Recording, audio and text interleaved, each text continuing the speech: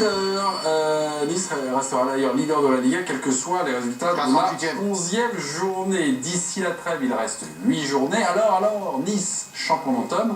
Vous y croyez? Deux chroniqueurs ne sont pas d'accord. Ça va encore chauffer. Jingle.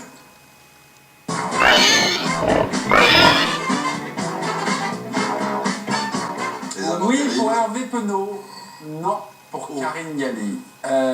Non pour Karine. Karine, vous n'y croyez pas? Nice champion d'automne, simplement. Hein. Toi, la Marseillaise, tu crois pas en Nice champion d'automne? On vous écoute.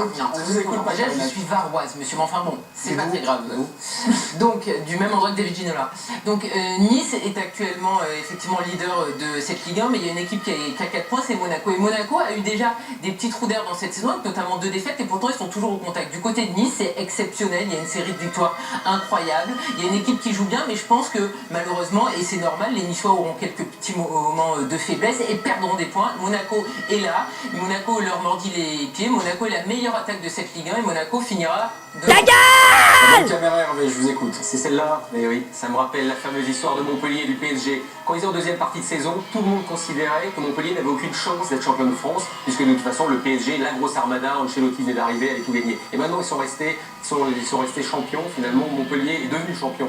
Aujourd'hui, Nice, c'est un peu pareil. Sur le papier, ce qu'ils sont en train de faire, c'est magnifique. En plus, il y a du bon. C'est des joueurs qui sont capables. Vous avez un Cosiello qui était sur le banc, Balotelli qui n'était pas là, et pourtant ils ont gagné. Quand Pléa joue, il met encore 3 buts, alors qu'il avait déjà mis un but contre Nancy. C'est un joueur de très haut niveau. C'est un effectif et avec un entraîneur qui a la baguette. Donc jusqu'à le titre de champion d'automne, sans souci, s'il vous plaît. Karine Galli, une seconde et quelques centièmes. Non, Monaco est là et Monaco a déjà eu son moment faible. Ok. Karine ou Hervé ou Karine sur le compte Twitter de l'équipe du soir, vous avez évidemment le réflexe. Et nous avons le réflexe d'interroger le président. La question, c'est vous y croyez? Ouais, vous y croyez, ouais. Oui. Moi, dans la logique des choses, je trouve que Monaco a une armada terrible quand même. C'est même contre Nice, quand ils apprennent 4, c'est un match particulier et ils ont quand même des grosses possibilités. Mais ils vont jouer 3 matchs difficiles quand même encore en Ligue des Champions. C'est vrai que, tu vois, la défaite à Toulouse, elle me fait réfléchir. Et Nice, ils ont ce petit quelque chose qu'avait Montpellier, c'est-à-dire une étoile, si tu veux, qui fait, parce qu'il y a certains matchs qu'ils ont gagnés, où c'est un petit peu à l'arrache, où ça se goupille bien, ou des choses, ils sont pour quelque chose. Donc, je dis pas qu'ils le sont, mais j'y crois. Donc, si j'y crois... Hervé Penaud. On va voir Bertrand, on va voir Bernard. Je vais vous montrer le calendrier d'ici la trêve. Je le connais. Simplement en Ligue 1. Non, mais c'est pour les téléspectateurs. Mais il y a la Ligue Europa pour Nice aussi. Hein. Nice-Nantes, Caen-Nice, Saint-Etienne donc face à Nice, Nice-Bastia, Guingamp-Nice, Nice-Toulouse, Paris-Nice, Nice-Dijon et Bordeaux-Nice. Il y a, je compte, 1, 2, 3, 4, 5 sur ces 8 matchs, 5 adversaires dans le top 10. Donc c'est pas forcément un grand calendrier. Oui, mais ils ne sont pas nécessairement dans le top 10 au moment où ils jouent. Vous appelez Bernard? 3, 4, 5, 6, Bertrand, Bernard. Non, tu veux dire, on va se tourner vers Bernard, on va lui poser la question et puis il me coupe.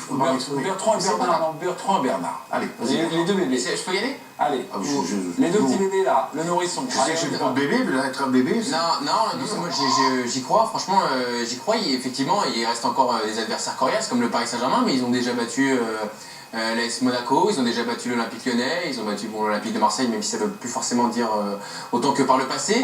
On s'aperçoit que même quand il y a des blessés, comme c'était le cas, ou des joueurs absents, comme c'était le cas ce week-end. Marseille a fait un match exceptionnel au parc parce qu'ils n'avaient pas cadré un seul tir, que c'était formidable. C'est caricatural et ça discrédite. Ah non, c'est insupportable. C'est insupportable de me faire traiter de caricatural. Donc, Balotelli n'était pas là, Dalbert n'était pas là, le capitaine Bess n'était pas là, Balotelli n'est pas là, Alassane Pléa marque un triplé. On a la sensation que, à l'inverse d'Emery, justement, Lucien Favre a trouvé la bonne formule. Ça marche bien. Le titre de champion de France, j'en sais rien, mais champion d'automne, tu as fait 10 journées, on s'arrête à la 18e, tu as 4 points d'avance, donc tu as un petit matelas aussi. Franchement, c'est conséquent. Je vois pas pourquoi les Niçois s'arrêteraient et ils sont performants après un match d'Europa League. Bernard, après j'aurais une question. On écoutera Lucien Favre, mais je veux vous écouter, Bernard. On a eu un début de réponse avec ce match à Metz, qui était un peu celui de tous les dangers, parce qu'ils étaient diminués, sortaient effectivement d'un match de Ligue Europa. Et finalement, ils ont remarquablement bien négocié. Pourquoi?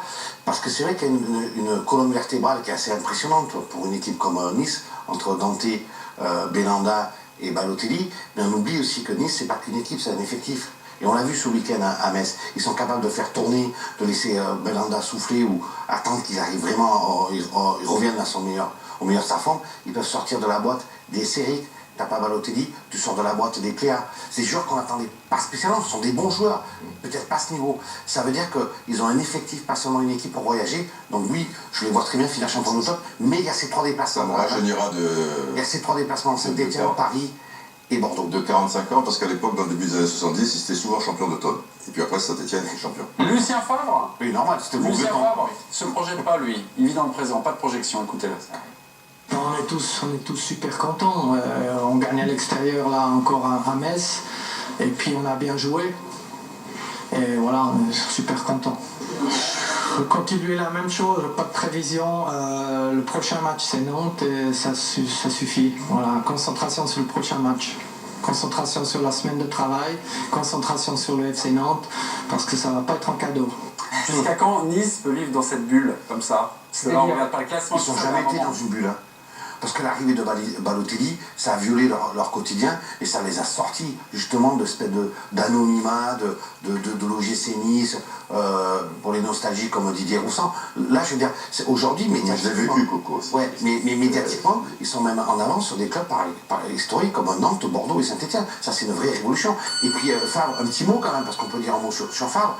Je veux dire, il arrive dans une équipe qui est complètement décimée. C'est-à-dire, il perd de Bernard Favre, il perd de Germain, il perd de Jérémy, pied à droite. Bernard Favre. Non, Bernard Favre, c'est pareil.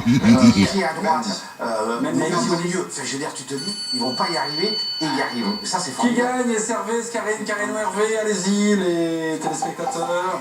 Eh bien, c'est Hervé Penaud. Voilà. J'ose pas danser. Oh, Karine. Un peu, c'est Mourinho.